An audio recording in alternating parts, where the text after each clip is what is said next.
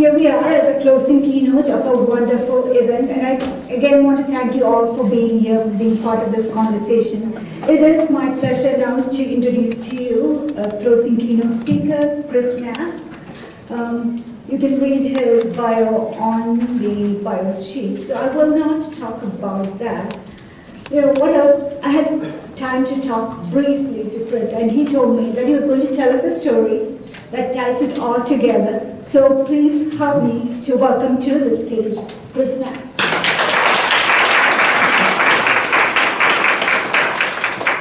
Okay, the first thing I'm going to do is plunge us into darkness, which I hope I Okay, great. Thank you so much.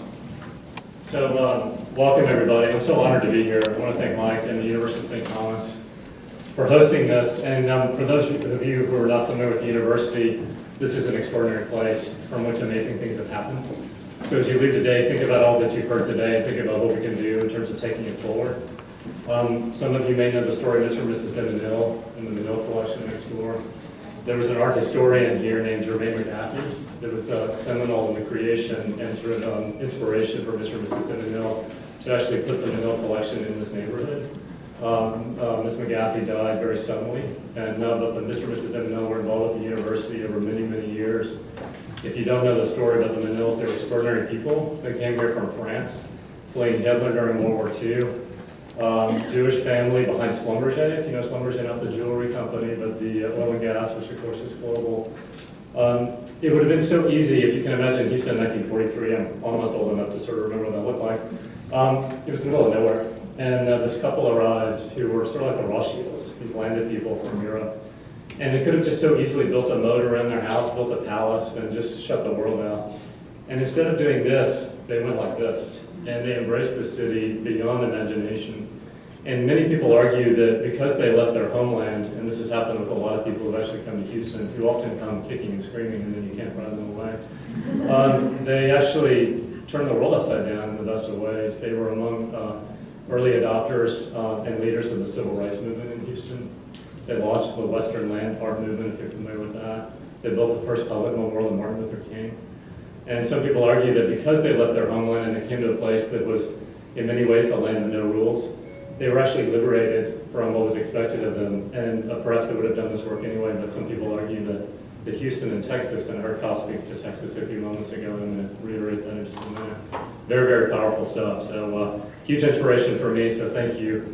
I'm going to call you by your first name because I don't know your last name, and thank you for doing this, and thank you for forgiving me. So first, full disclosure, I'm totally strange. If nothing I say makes any sense, I usually start by saying it's because I'm both left-handed and an identical twin. If my mother's in the room, I blame it on her, not only because I was born by her, but and when I was in 3rd grade, she took away the television set, and if that wasn't cruel enough, she also took away processed foods. So we tease her now because no one wanted to spend the night in our house on the weekends because we had no TV and no Captain Crunch. But it gave, I would argue, my brother, I'm a twin as I mentioned, and my sister, a different lens to look through. And even though I grew up here, I spent a lot of time away, and I was lucky enough to come back. A long, long time ago, Houston, fortunately, has changed quite dramatically just in the last 10 or 20 years. So I'm going to do a little bit of storytelling to close this out, and thank all of you for staying. Gosh, 5:30 on a Friday Memorial Day weekend, this is a bunch of diehards, so I'll try to make it worthwhile. Kyle, I think, touched on this, and I think Youngro as well. The story I'm going to tell you starts with some seemingly incongruous puzzle pieces around impact, or ESG. Two of the companies that I admire that happen to be Texas-based are Southwest Airlines and HEB. And to Kyle's point about companies that are not likely to give much back, I would argue that those are two models that we should aspire to for lots of different reasons. Southwest Airlines was started when I was a kid, about the same time the TV was robbed from the house, and the sweet cereals, and a complete and total kook, in the best of ways, Herb Kelleher, who was so unapologetically who he was about his vision for a company that was going to democratize, common pattern here, and we're here today when I say tying it all together, democratizing air travel. Importantly, he wasn't afraid of being an early adopter. People thought he was nuts. He had an amazing sense of humor. He drank and he smoked in interviews. He did all the things that you would never imagine the CEO to do. But importantly, if you follow the culture of that company, he started by saying we should care about our employees first. And if we care about the employees first, then our passengers, now they call them customers, they will follow. The two largest airlines at that time competing in Texas were American Airlines, which had recently moved from New York City to Dallas, beginning the pattern of these massive sort of corporate relocations to the middle of the country. And an airline called Brand, some of you may remember, which in its day was also amazing in a lot of, particularly in the design aesthetic. These huge guys did everything they possibly could to put this tiny dog-eared airline out of business, and they failed. And the rest is history. One of the many things I like about Southwest Airlines, besides the employee-focused culture, is that if you know anybody who works there, they spend a lot of time giving context for what the overall enterprise is. And they train people to do multiple jobs.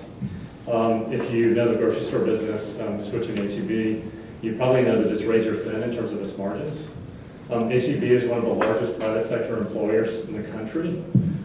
They care deeply about their employees. An anecdote that was told recently, which some of you may know, which is an ethos undetermined and claw back. When Hurricane Irma hit the coast, Corpus Christi, I think it was, or near there, H-E-B, like a lot of grocery stores, sells gasoline. They were buying gas at $4 a gallon and selling it to their customers for $2. They never said a word about it. They didn't advertise it. They didn't say, shine the light on us, we're so great.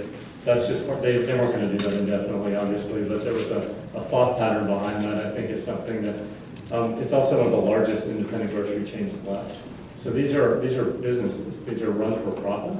But I would argue that the leadership of teams of both of these are great inspirations for all of us who care about purpose and profit and investing. So switching gears here, this cover slide here, if those of you who aren't from Houston, this is Sam Houston in Herman Park, pointing the way to San Jacinto, which of course is where Texas won its independence from Mexico in 1836. Sam Houston was from Tennessee. Another famous Tennessean is Davy Crockett, who some of you may know the folklore about. Crockett's quote, which is a favorite of mine, is, "You can go to hell, I'm going to Texas." When I tell that story and I'm traveling outside of Texas, people think that, oh gosh, this guy's so cocky, typical Texas stuff. But what I got out of it as a kid growing up here is the land of no rules, if you embrace the higher resonance of no rules, is really the culture of possibility. And to Younger's point about establishing Nextseed here, the last place on earth I think he thought he would live, there are many stories like that in Texas where people have come, often from either coast, and as great as the coasts are, I think you talked your comment about San Francisco, I'm very much a product of East, West Coast and West Coast, and I'm very proud of that.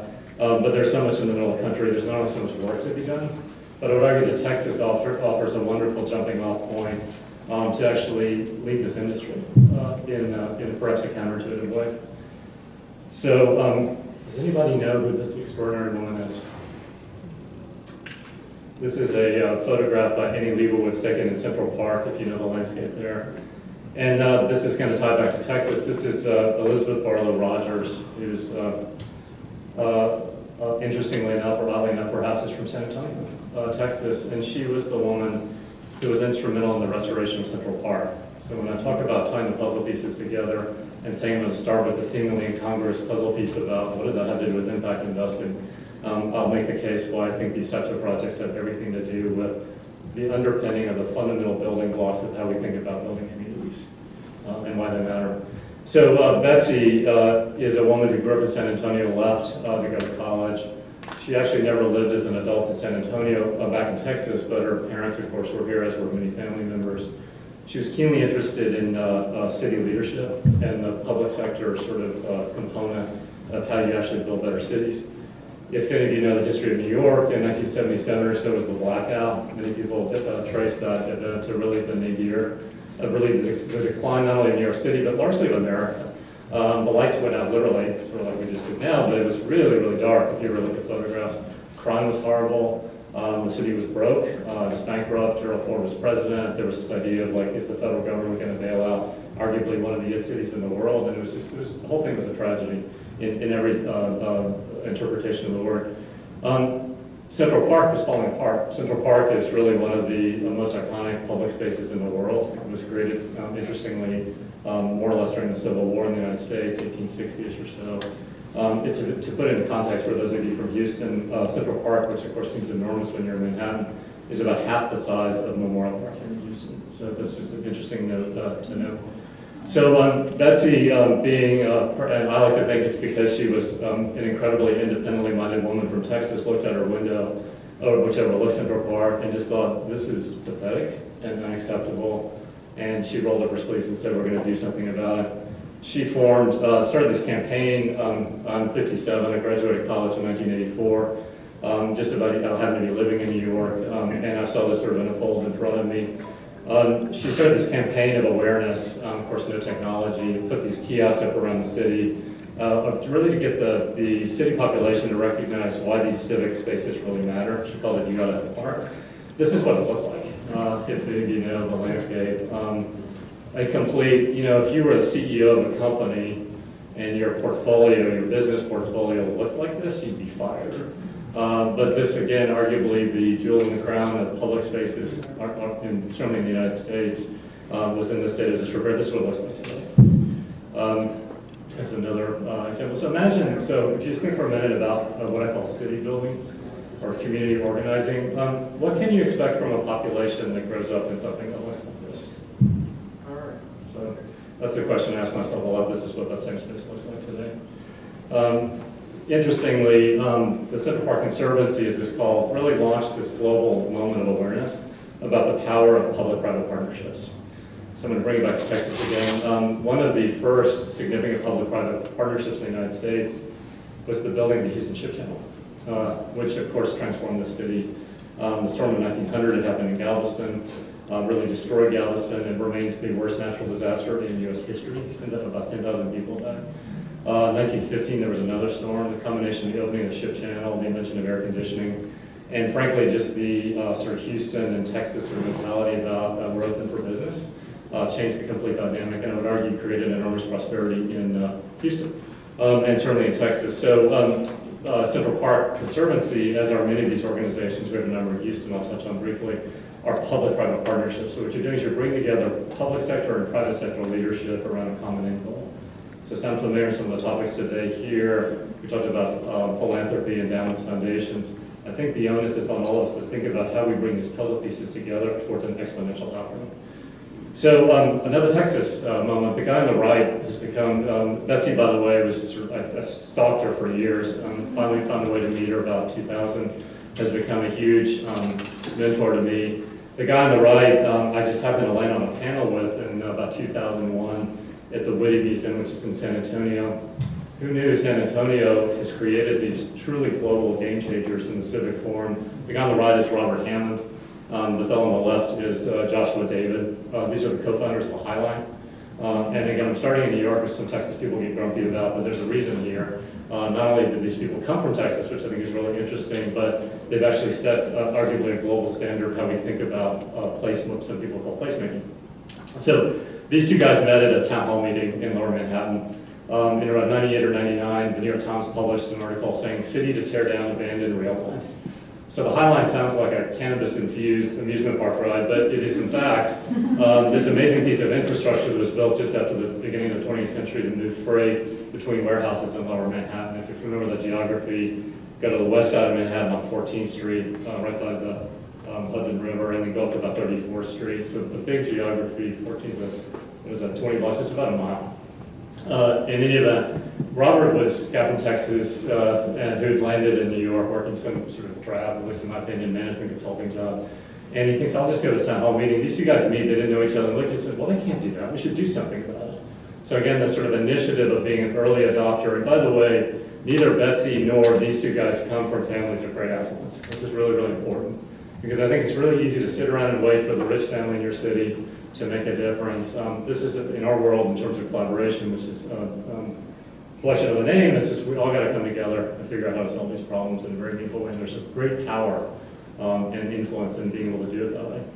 So they went around the city trying to convince people that this disused piece of infrastructure had value, that could somehow turn something into beyond what it was. And if you can imagine across North America, how many cities have these derelict pieces of infrastructure, not just abandoned river lines, but just about everything. And what do you do with them? Like much of what people call impact and to some degree ESG investing, it's largely the culture of the narrow. It's like, it's crazy. It doesn't make any sense. Why are we paying attention to it? Bloomberg actually got really interested in it. He wasn't mayor yet, but he was running for mayor. If you remember 2001, pretty awful year, the city election for mayor was postponed a month in October. So Bloomberg got behind it, but then when 9/11 happened, he said, yeah, I can't help you guys. I got other stuff to do. And if you are old enough to remember this, global media about that time, basically the premise after 9/11 was New York's dead.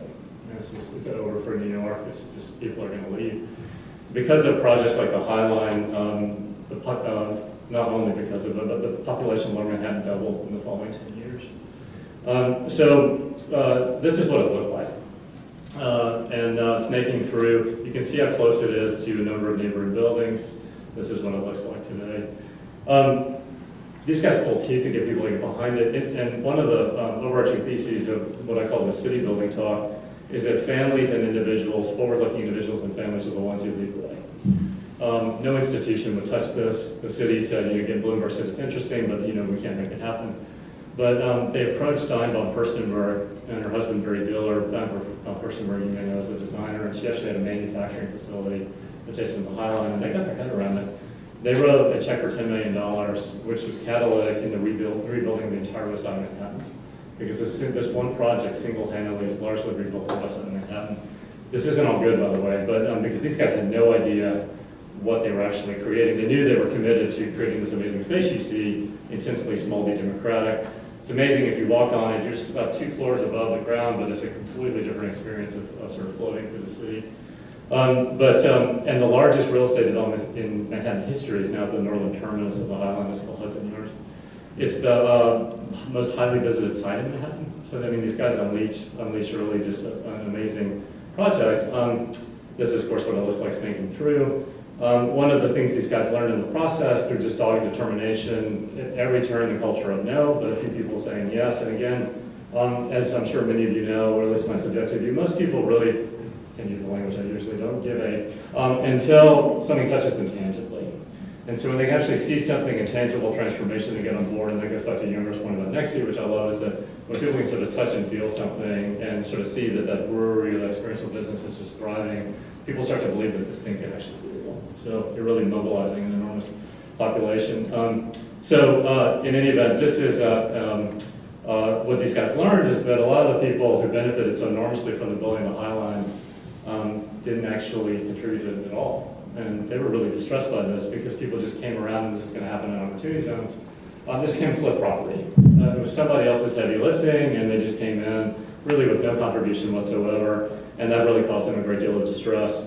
This next slide is too hard to read in this thing, in this slide format, but it's an illustration I like of a project in Denver called the High Line Canal. No relation to the High Line other than the name, the High Line Canal Conservancy. It's about 70 miles of an existing canal that snakes through Denver. Why this matters is that all of the area around the canal, and what the illustrations on the bottom of the page show, is the power of permeable infrastructure. If you're dealing with extreme weather events, Houston's a great example of this, unfortunately, we just pour more and more concrete, and that's why you end up with 4 feet of water. One of many reasons you end up with 4 feet of water in your living room. Because of what I mentioned earlier about what they learned in building the High Line, Robert, again, greatest success story, completely redefined Manhattan, the West Side. It wasn't enough for him, and all of you probably may fit this profile. You reach a certain point in your career, and you look in the mirror and say, I've spent 2 decades at pick the firm you think is globally credible, and you just look in the mirror and you say, I'm not going to do that anymore.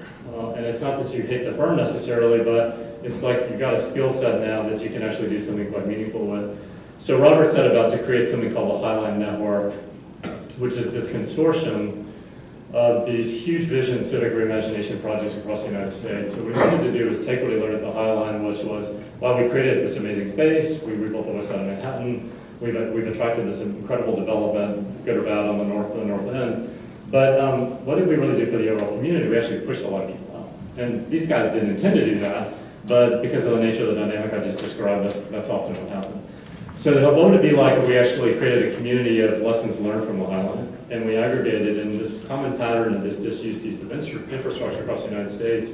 If you hang out with mayors of cities, what I call the middle of the country, and certainly the East Coast and West Coast, who I believe are really forward-looking, they're waking up in the middle of the night thinking, how is my city going to be relevant 20 years from now? How's Tulsa, Oklahoma City, or Little Rock going to be relevant? All of those cities have one of these core components in them, and Robert isn't of the ilk to say every city should have a High Line, but every city has something like this, often a former industrial site that is being repurposed into something that often becomes a major magnet for intellectual capital. This happens to be, and why this matters so much as collaboration is that, again, I'm old enough to remember this, I was third grade-ish or so when they developed federally mandated busing. In public schools, I would argue a noble goal, but flawed in its execution because so many families who are in the public system yank their kids out. And I think many of those same families, certainly this was true for mine, I think, had we been in 9th grade when that happened, I think my parents would have happily put us on the bus. But we were in 2nd grade or 3rd grade, and we were walking 3 blocks to the local elementary school. There just wasn't an institutional will among a lot of families to let their 3rd grader get on the bus.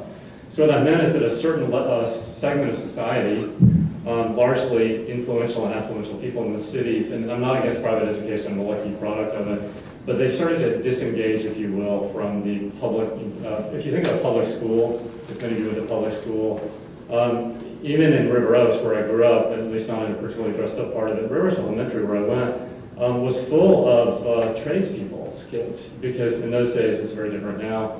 If you're familiar with where Whole Foods is and streets like that, those were all apartments. And many of the people who lived there were blue-collar tradespeople, plumbers, electricians, things like that. So even though it was largely a white population, it wasn't just a bunch of rich kids. And the point of all this is that this notion of what I call an intensely small d democratic space, where everybody comes together around something bigger than ourselves, is really, really powerful in terms of the work. And this is what these spaces are. They're really, in many instances, the last vestige of the small d democratic civic form in cities, because this is the Atlanta Beltline. It was a disused perimeter railroad in Atlanta, now being repurposed as a linear park. At the edge of any of these types of projects, you're going to see buildings like the one you see in the background. These are often abandoned manufacturing buildings that get repurposed into something else. These become magnets for both neighborhood development and economic development. This is when money starts paying attention. Because if you just say, hey, let's take this cool manufacturing building and turn it into something, or let's take this piece of abandoned railroad track and do something, most people just sort of dismiss it as just another pretty place or an amenity. But when they actually see the catalyst between these projects, the magnet for intellectual capital that's attracted to the city, it becomes quite powerful. Importantly, the Highline network of which these projects are a part started off with this idea of we're gonna set the bar way, way high in hydrology, soil science, everything that we can do around these public spaces, but in design integrity with an equal commitment to social equity. This is really, really important. This is how it ties in many ways to this impact in the ESG conversation. This is the sort of thing that just these sort of collisions that happen off of these projects. These types of things would never happen previously in some of the neighborhoods here. Of course, there's a programming component. This is a piece of it as well. Atlanta. My personal epiphany in all of this was, this is of course Herman Park in Houston. A childhood friend of my mother's literally almost ran me over in the parking lot of the old Randall's on Shepherd in West Hammer one night. This is a long time ago, 25 years ago, and she got out of her car and she said, "You don't know who I am, but I know who you are, and you're going to come to my house tomorrow."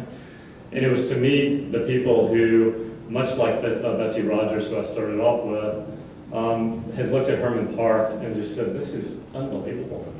These great civic assets, which were largely, going back to individual and families, gifts of individual and families to the cities from which they were from, as a really core component of civic pride, had deteriorated so badly that, again, what can you expect from your population if that's the space you have? The slide on the left is what the reflection pool looked like about that time. Of course, the slide on the right is what it looks like today. I happened to, again, just landed in the middle of this through my friend and neighbor, became passionately aware of this connection between these civic spaces and really transformation of whole cities. This, by the way, was 1995, 1996. Much, and this is how I met both Robert and Betsy, who I talked about earlier. No one wanted to touch this thing. Everywhere we went telling the story about how we should put some money back into it, it's just the culture. You know, gosh, you know, police, fire, of course that stuff's critically important, but this is just another pretty place. What does this really have to do with, you know, the nadir of my childhood was, we had a mayor named Louis Welch, who said famously in 73 or 74 that Houston didn't need parks because we all had big backyards. So again, if you think about the power of bringing people together, not in a social engineering way, but the pride, the civic pride that people feel when they come together in these shared spaces, it's exponentially powerful in how we actually think about vibrant communities, both economic and otherwise. I ended up getting involved on the board. I became the board chair. I became the lead fundraiser for the project on the right, which again was pulling teeth. Tangibly, but we had such a hard time raising money for this that we had to break ground for the first half of the reflection pool without having the money for the second half. And again, the tangible implementation, and when it started to happen, people actually started to believe this could happen. I believe that this one project single-handedly catalyzed or launched the urban renaissance of Houston around the prioritization of green spaces. Houston's an odd city in so many ways. When I was a kid, we had every trophy architect in the world working on major built environment buildings, skyscrapers. The Minot Collection is a beautiful example of work by Renzo Piano. But today we have almost every significant landscape architect on the planet working on a major civic space in Houston. The Botanic Garden, Memorial Park, Herman Park, Rothman Chapel, Garden by the Outer Con, by Greenways, if you're familiar with that project, I'll touch on very briefly. But this particular project, I think, really brought a level of awareness previously sort of unknown, at least to a certain generation, why these spaces matter. This particular quote I love is from Jane Jacobs. If you know the work of Jane Jacobs, again, this overarching thesis of individuals and families leading the way. Jane Jacobs was a mom living in Lower Manhattan. If you're familiar with Washington Square, it's where Fifth Avenue ends, I guess.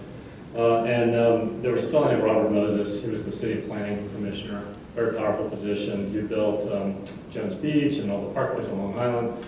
And he had this seemingly great idea it must have been the early 1960s, that they were going to cut Fifth Avenue all the way through Washington Square Park, and they were going to actually tear down most of what we now know as Soho and the West Village in favor of residential towers. It was this idea of the modern city and progress. One of the overarching thoughts probably today is this emphasis on hyperlocal, and yet we live in a very global world. And so at that time, what's interesting to think about New York being one of the 8 cities on the planet, the thinking was, gosh, we're going to make it all these towers because that's a global sort of symbol of success. But here, this was one of my early inspirations for a commitment to hyperlocal. She organized a mob of moms who successfully, much like the story for Kelleher in Southwest, fought off one of the most powerful people, at least certainly in the United States, in the Planning Commission, from tearing down, going through Washington Square Park. But the quote here is really important certainly to our work and to everybody here. Cities have the capability of having something for everybody only because and only when they are created by everybody. So this is going to go back to that intensely democratic notion of how we think about businesses, how we get more people engaged in the capitalistic system, and so on. So recognize that. Houston, we have these things called bayous, as you know. In Louisiana, we have a bayou. These are amazing. This is basically the drainage system. One of the things that I'm particularly interested in is that, and I'm trained as a humanities person, everything's connected. And we often, too frequently, ignore that at our peril. Natural systems are the cure to almost everything that ails us, not only in medicine, but in all the problems that we're dealing with now, specifically in these severe climate events. I show this slide as an example. Houston, the bayous are natural drainage corridors that flow from west to east in the Gulf of Mexico. And in the 40s or so, there were some 30s and 40s, there were some terrible floods in downtown. And this happened all around the country. The Army Corps of Engineers came in with what they thought was the solution. They actually destroyed all of the natural environment. These were heavily wooded, lots of vegetation, natural, looks like river streams. And what they did is they stripped all the vegetation away and turned them into concrete sewer channels. So arguably one of the, if you're familiar with Boston, the Emerald Necklace for Houston was destroyed in favor of things that became really the sewage canal rather than the point of focus for how you actually bring people together. This is what the mini spaces look like today, thanks to visionary groups like the Houston Parks Board and Buffalo Bayou, where we're reimagining, again, think of a sewage canal as kind of an industrial space, being reimagined as something else. Why these spaces matter is that they bring everybody back together again, and in many instances, if you follow the vibes in Houston, they often connect very disparate neighborhoods that have been cordoned off by freeways and streets and largely inaccessible. I'm not saying that this solves all of the problems, but when you start thinking about soil science, biology, hydrology, drainage, and you think about extreme weather events like Harvey, this isn't going to solve everything, but if you're familiar with the story of Katrina, a lot of everybody thinks it was a hurricane that was so devastating to New Orleans. It actually wasn't a hurricane, even though it was terrible. it was a storm surge. The wetlands and the marshlands, and many of you probably know this, are actually our best defense against really what's happening on the planet. But in the interest of progress, what we've done over many years is we've destroyed most of the natural systems, so we have to do that. This again is a piece of the bio. Along the way, when you do these things in different cities, this is again Houston, you discover these amazing pieces of stuff you never sort of forgot about. This is a cistern that was long abandoned along the banks of Buffalo Bayou. Who knew it was there? I never knew it was there. And these are turned into these, again, these sort of civic forum spaces. They're art spaces, they're community spaces that bring people back together. So last couple of slides here, and then I'll tie specifically to investments. This is an image called the Blue Marble. This was the first high-resolution color image made from space around 1973 or so. I was 11.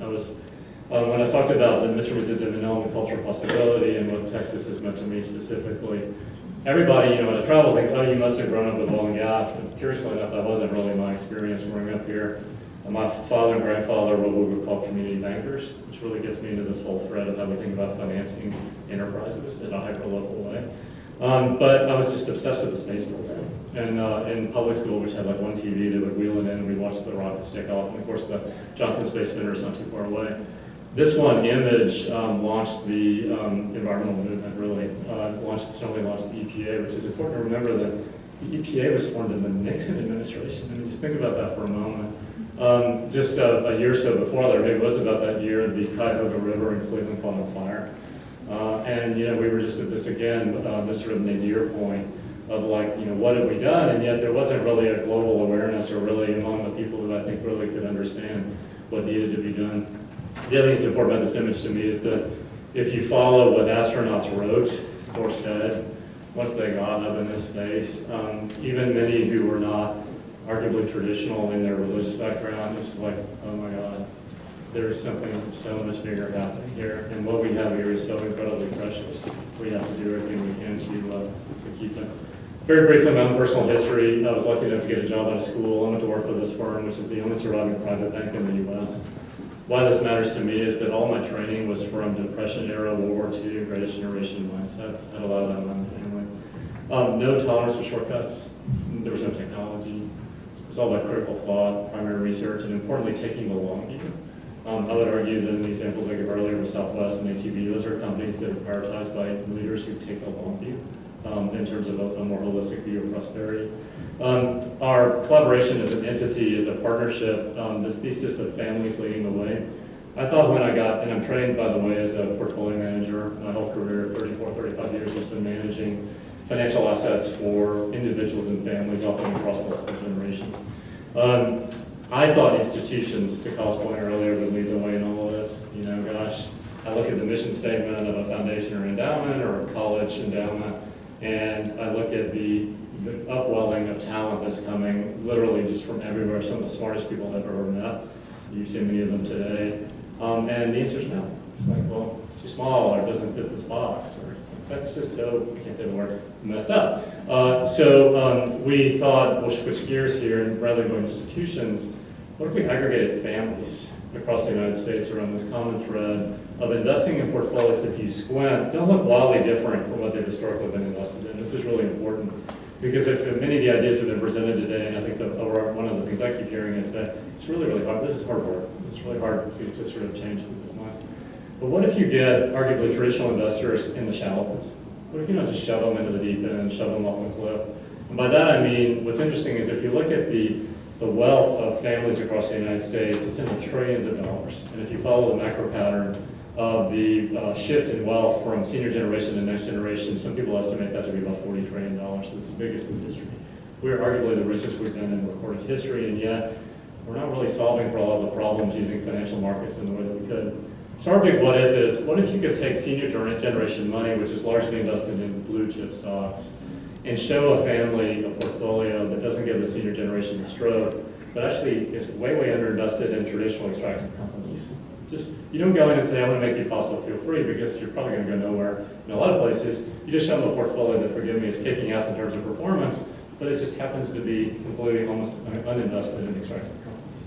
It's overinvested in water filtration, smart grid, sensor technology, a lot of other things I can get into if you're interested, but the point of this is that the senior generation, because the returns are good, actually gets on board. So instead of having this polarizing conversation about oil or no oil, you're actually just showing them a portfolio, and this goes back to some of the comments on the previous panel, show me the money. And then more and more people will get in. So our partner family happens to come from California. The idea of collaboration was to put two families together that came from different planets. One from California, one from Texas. Texas, many of you know, as I say, the land of no rules. California is the land of a lot of rules. But what's interesting about these two states is that if they were left on their own, they'd be among the 10 top GDP producing countries in the world if they were in the country. So our thinking was, what if we brought together families from these two really different, very good problem-solving geographies around this idea of creating an investment paradigm that would allow people to see themselves get in the shallow end. And why this matters so much in this group is that if you're able to show them that portfolio that's still generating a return, what if you just said, this was the big what if for us, what if you said, could you just take 2 or 3 pennies out of your investment dollar? We know you philanthropically support these 4 causes. We'd like to take 3, 5, 2, whatever that number is in some risk appropriate way, and invest it in for-profit enterprises that are solving for the same issues that you're already giving money away from. And in our world, what we find is that the common thread among these companies is small d democratic access to capital and opportunity. So we could spend the rest of our lives debating about what's impactful. And I believe very fervently that we have to create measurements around this, but this is like the early days of Knapp, or in the investment business, the early days of what we now call GIBS. It's just there's a lot of data, it's really noisy, and we spend too much time trying to debate that, we're actually never going to do anything. And so the thinking here is, what if we walk the walk instead of talk the talk? I stopped going to a lot of investment conferences around impact because there was so much talking, no action. I was just so disgusted. It was just like, God, what are we doing here? And so that led us to create basically a whole investment management practice around this premise. These 3 dots, just pay attention, represent 3 different generations of a family. The point of this chart, and unfortunately didn't format correctly, is that at the senior generation level, if you meet people where they are and give them largely a public blue chip portfolio that meets some of the criteria I just mentioned, just better scrubbed, people call that ESG. In the middle generation, which would be me, and then importantly in the top right, that's the youngest generation of these families. In these often intensely traditional families, these 3 generations of the different families might as well have come from different planets. But what's interesting is that often they went to the same schools. So if it's the family's pride is that they go to A&M, or they go to UT Austin, or they go to Harvard, or Princeton, doesn't matter. The school that the grandparents went to doesn't look anything like the school that the grandchildren went to. So there's this sort of family ethos of pride, or we're all Aggies, or we're all Princetonians, or whatever that is. The class composition of the younger generation's classmates is completely different. It's likely that your best friend might come from Bangladesh, or where water is an issue, or climate is an issue. And so the lens through which you're processing that, both not only philanthropically, but as an investment opportunity, is quite different. So using this mechanism, I'm just going to close with 2 or 3 examples here. The cluster, I can't add the second word, about this problem, I'm trained as a fiduciary, and fiduciaries are trained to deal with reality. And the reality is that there's not enough funding for people and companies that are coming with very reasonable solutions for the problems that we all care about. And I'm not going to bash institutions, but I think that if we stay in this idea that we have to check 100 boxes, and we have to say no at every turn, just in the interest of keeping our clients safe, we either purposely or inadvertently just keep the status quo. And I think that that's a fiduciary breach. And so we use that sort of 2 or 3 penny model to fund a couple of different companies. And so far our practice, which really isn't that big, we managed about $200 million. We've been instrumental in the launch of about 10 different funds and or enterprises that I think have been leading the industry in terms of what they're trying to solve for. This first example is very briefly looks like a virtual bank for low-income, high-achieving students to bridge the gap between what it actually costs to go to school and their federal loan and their financial aid package. Now, if you spend much time in philanthropic groups around education, it's not uncommon to hear this wonderful story about the low-income, high-achieving kid who got the full ride to Stanford or Harvard. You would think coming home from the party that, oh my gosh, isn't it great, that school that's got billions of dollars in endowment is solving the problem for us. I think it's about 1% of that population actually receives the full ride. More often than not, what you're going to see is that a student got into a school like a Vanderbilt or a Baylor or a UT Austin, really good schools, but the gap between when they max out the federal loan and the financial aid, it's about $10,000 to $12,000 a year. remember you're dealing with, and this is something that the partnership year, or most chambers of commerce, I kind of get in trouble when I bring this up, won't tell you, is that the majority population, or a significant population of most major US cities, is living between 2 and 3 paychecks away from a financial crisis. So just kind of do the math in your head, and then within that same population is the future of that specific city. It's the future workforce, it's the future talent pool, and not all of that population is just going to knock the lights out in terms of ambition. I'm not suggesting that, but a meaningful percentage of them that meet this criteria just blow the doors off. And so then you think about, well, here, what's the conundrum? How do we actually ignite or catalyze that population? So this particular company was founded by 2 people, this is another common thread, who came out of the problem space they're trying to solve for. 2 refugee families who had this experience. By the way, families who who are in this category often have no FICO score. So just think about that for a moment. And when I talked about community bank, I lived in a world I was driving around as a kid to go look at the lawnmower repair shop and the automobile upholstery repair shop. What they call SMEs, you may know, companies that employ between 5 and 500 people. In the world of Amazon, et cetera, we tend to think that those companies don't exist anymore. SMEs represent 2/3 of global GDP. So again, going back to some of the comments made earlier on the panel, if you can catalyze this talent pool and entrepreneurial talent, you change the game. I learned really quickly that if I went into a room and tried to convince people, in especially cities that circulate in the middle of the country, to be impact or ESG investors, I was going nowhere. Because they might stick around the room for a few minutes because a friend of a friend asked them, but they immediately would assign me to the, hey, talk to our foundation. This is really interesting, but I gotta go. But if I go in the same room and say, I want to talk to you about companies that are making a pile of dough, solving for problems that you're already philanthropically supporting, and or the government's about to raise taxes to solve for, I've got everything in the room. And I think that's a common thread in this. NextSeed, you've heard a lot about today. Really proud of our association with NextSeed. And again, I think Houston and Texas provide this amazing launch pad for these types of businesses that I truly believe will redefine how we think about the power of personal capital. This is, Younger mentioned the waffle bus a few moments ago. That's a great image of his team. And then the last one I'll just touch on very briefly. This is a company that I met out in California, Texting Geek. If you remember during the Obama administration, you may remember getting a text from the president. This guy was on the team that helped make that happen. He got obsessed with capital efficiency, or maybe more specifically, capital inefficiency in the world of philanthropy. I'm kind of a history person, so I think if any one of you could go into whatever the most successful philanthropy is in your city 30 years ago, you'd be shocked. Probably the first thing you would notice is how few people work there. And today in that same office, and these are great causes, so I'm not bashing that, there's an army of people in there, and this is true of college, alumni organizations, because so much of the emphasis is just, that's on fundraising. You have to have an army of fundraisers to keep the lights on, to do whatever it is. And I think that's a highly capital inefficient model. It's not that you shouldn't care about the problem, but I think there's a better way to do it. On that same note, I would argue that with both NextSeed and SIIA, the 2 companies that I just mentioned, is that our interest in collaboration is not to supplant philanthropy or say that we need to replace it with all for-profit businesses. But if you think about that example I just gave you about the student, the low-income, high-achieving student who actually makes his or her way through that 4-year institution, not saddled with debt. This is not a payday lending thing that's trying to saddle these students with debt, but there is no path forward for the student population. More often than not, what they'll do is they'll downgrade from the 4-year institution. Their dream thing was to go to Vanderbilt, let's say, and then they, because of the financial reality, they downgrade to a community college. We're actually partnered with several community colleges, including HCC here, because the better community colleges do everything they can to get those student populations transferred to 4-year institutions. And this gets where it gets interesting in the room full of doubters. The kid who graduates the 4-year institution has a lifetime earnings expectation 4 to 6 times greater than the student from the community college. So if you're an owner of a business that is depending on this future workforce for your city, that starts to capture your attention. But in the case of Pledgeling here, the founder here thought, is there a better way to raise money for philanthropic entities that doesn't mean we have to hire 100 more people, army of fundraisers?